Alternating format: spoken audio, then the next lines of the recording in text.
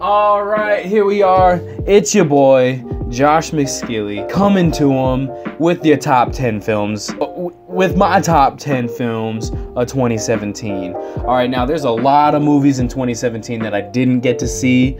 There's this great website called Letterboxd with a D at the end. I'll link it in the description. But this website is really great. You can log all the movies that you see. You can make your top 10 list on there. It's got my whole ranked list for 2017. You can go and check that out. But I've got a pretty solid top 10 of the movies that I enjoyed the most. Some of them are more fun movies. Some of them are more serious. But these are the movies that I just enjoyed, was the most entertained. I do have some honorable mentions just because there was so many movies that came out. Good Time, Lady Bird, A Cure for Wellness. You know, Lady Bird was great, fun movie. Good Time, really cinematic and intense and filled with action all the way throughout. And A Cure for Wellness, I mean, come on, that ending was insane. But it was just such a weird, crazy movie. I just couldn't, it just won't get out of my mind. And I'm still thinking about it in 2018. But here we go, my top 10 list. It's starting now, and here we go. At number 10, we got It Comes at Night. I remember before this came out, I had heard about it, and I had such high hopes for it. I'm a huge Joel Edgerton fan. When this first came out, everyone was talking about it, saying that they hated it, saying it was garbage. To me, it was great. I loved it. I loved the concept. It had great tension. There wasn't really any like jump scares or anything that I think that's what people were really going for this. But if you really just sit down, take the time to watch this, it's an amazing movie. Go check it out. Number 9, we got 3 Billboards Outside Ebbing, Missouri. Oh man, I really wanted to put this movie higher on my list. Everything about this, the setting of the film, all the characters, all the actors that played these characters. And can we talk about Caleb Landry Jones and Lucas Hedges? I mean, these guys were amazing in this film, and Lucas Hedges is all over the place. He was in Lady Bird too. There's a lot that I could say about this movie. I love it so much. Highly recommend it. Here it is at number 9. Coming in at number 8, we got Get Out. Man, Jordan Peele. Man, when I first saw this trailer, came out in like 2016 or something, I was like, what the hell is this movie gonna be? It has Caleb Landry Jones in it. I was just talking about him. Daniel Kaluuya, Allison Williams. Man, the whole cast in this movie was just real funny. The fucking cop, he was a great addition in this. Jordan Peele, I love what you're doing. I'm so excited to see what you're gonna bring in 2018 and the years to come. Very fun movie, very original. Go see it if you haven't seen it. At number 7, we got The Disaster Artist. Alright, so I didn't really know much about The Room. My friends have talked about it for a long time, and man, I did not stop laughing from the moment the movie turned on. There's more story to this than just a comedy movie. You know, there's heart in this movie. There's a drive in this movie that you can tell from the book that Greg Sestero wrote. Very entertaining. Watch it with your friends. Have a good time.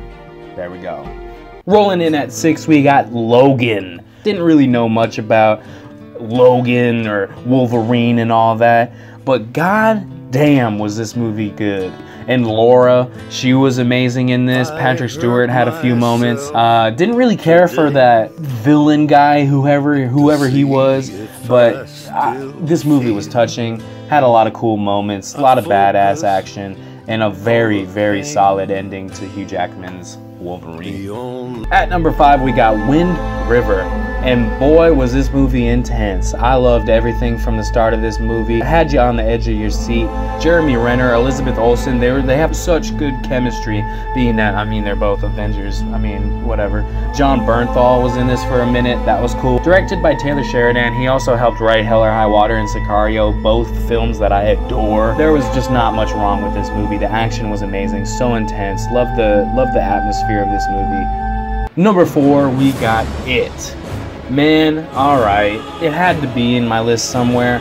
I feel like it's kind of too high, but this is where I put it. This is where it's gonna stay. The cast, man, the cast. I love every single character in this movie. Was just so great. The chemistry between these kids is amazing. There were some parts in here that I laughed at a lot because of how ridiculous it was. But, I mean, this movie is fun. It's entertaining. Great time. I'm gonna watch it next time. Oh, at number 3 we got Christopher Nolan's Dunkirk.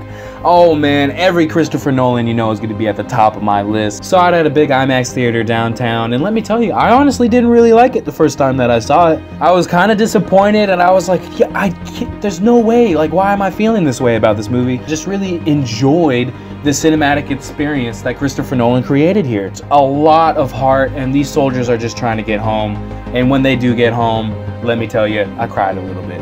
Number 2, we got Guardians of the Galaxy Volume 2. Doesn't that just fit? Well, I don't know, this movie's really high on my list, but let me tell you, I saw this like 5 times. I was kind of depressed with the first Guardians, so when I went into this one, I was like, eh. But, you know, I loved it. I loved the way it came out. Was totally surprised. Being that I don't really know much about these superhero movies and their characters and their backgrounds, I can't wait for Avengers Infinity War when they're all colliding. This is a fun movie. Finally, at number 1, we got Baby Driver. Come on, you all knew this was gonna be here. It's everyone's top 3 movies of the year. The costume design, the art department, all that stuff, just the overall production design of this movie is just blows my mind. Jamie Foxx did great. Lily James was awesome. First time I've seen her in something. Also, Al Gore, didn't see Fault in Our Stars, so this was kind of new for me. Kevin Spacey is a badass as always, and so was John Hamm and John Bernthal for a minute. All I want people to know is that this is my number 1 movie of 2017. There was a lot of great movies that came out this year, but this one just stuck out to me the most. So that is my top 10 list of 2017. Again, if you go to letterboxd.com/Josh McSkilly, you can see all the movies that I see on there. I've got lists for 2015, 16, 17, starting mine for 2018. I'm sorry if some of your favorite movies weren't on this list. Again, there was a lot that I didn't get to see, but I'm trying to go see everything that I can. But if you liked what I had on my list, go ahead, leave a like. Comment what you thought was your number 1. Usually my top 10 lists go about how much fun I had in movies. It's not like the most perfect movies. It's just the movies that I thought were the most entertaining of the year. But thanks for watching, guys.